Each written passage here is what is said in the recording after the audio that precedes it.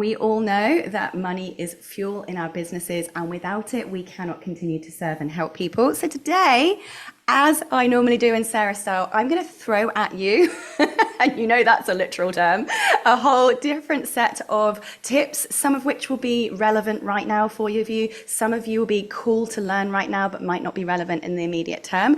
But I'm going to leave it to you to cherry pick the pieces that you think, do you know what? I really need to do that one thing in my business this week, this month, or in the next 90 days on my 90-day plan. So without further ado, let's get cracking and get ready to take your notes fast, because that's how we go around here.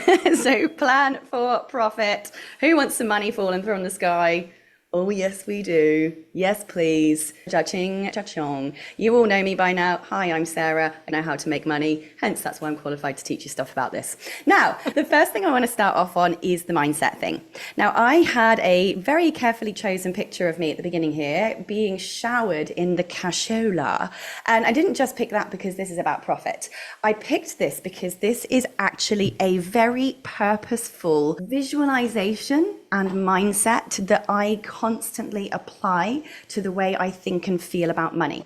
Money is energy, and just like anything else in the world, there is an abundance of it. There is more of it than any of us could ever spend, and it is constantly flowing around the earth all of the time. It's just this kind of energetic thing that is always moving.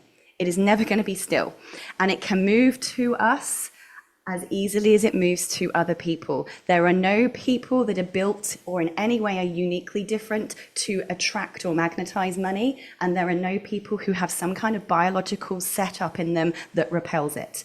All we need to do to make more money is, first of all, just understand what it is, and then it's just a case of setting up systems and consistently doing marketing to open up those channels for it to flow through. But the first step is to make sure that we do not in any way think that being financially focused is bad.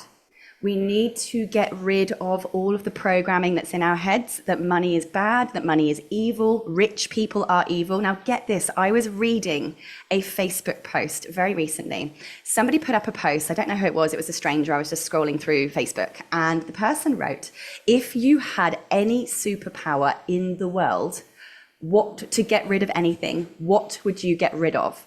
And somebody wrote rich people. And this one really stood out to me because I thought of all the things to rid the world of. This person said rich people, not child abuse, not animal abuse, not unkindness, not inequality, not all of the other things, not cancer. It was rich people. And that really just made me go, wow. I wonder what this person has been told, programmed, or experienced to believe that anyone who has more money than they do should be rid of this earth. That is how powerful the programming is in our head about everything in our lives, including our subconscious perceptions of money and of income. Isn't this really interesting? And it's actually no wonder, because we have spent our life being told things like money doesn't grow on trees, don't waste that, we can't afford that, right? Money's tight this month. We've also been programmed through various things when we are tight on cash to, instead of thinking about how can I make more money, to go, what can I cut? What can I cut out? What can I get rid of? What can I strip back? Now, of course, that is a very sensible approach to budget management and financial management. But our first approach very rarely is, oh, how can I make more money? Instead of, how can I cut crap out? So we want to have a quick think about how can we change that energetic frequency towards money? Because it is just energy. We want to be thinking, I love money and money loves me. And the reason why I had coins flowing over me like a waterfall on the front of this slide deck is because I constantly visualize this endless, never-ending, infinite waterfall of coins just flowing over me like beautiful, soft, flowing golden water. It's just flowing over me, flowing through me, and flowing out of me, as it continues over me, through me, and beyond me. Everything that I do is bringing money in. I then use that money to create more. I then spend that money on other things, other people, other products, other services, other stuff, and it continues to flow. like a big unblocked pipe. That's why I have this constant when I'm doing meditations about abundance, about wealth generation, about creation and manifestation. I just visualize this beautiful, warm, soft, flowing, golden flow of the money, of the coins, waterfall flowing through me. It is not evil.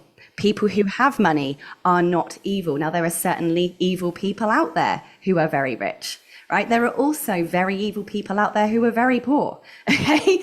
Wealth has nothing to do with good or bad or whether people are good or bad. There are good and bad people who are both wealthy and poor. The end. We need to understand that being financially focused is critical in business.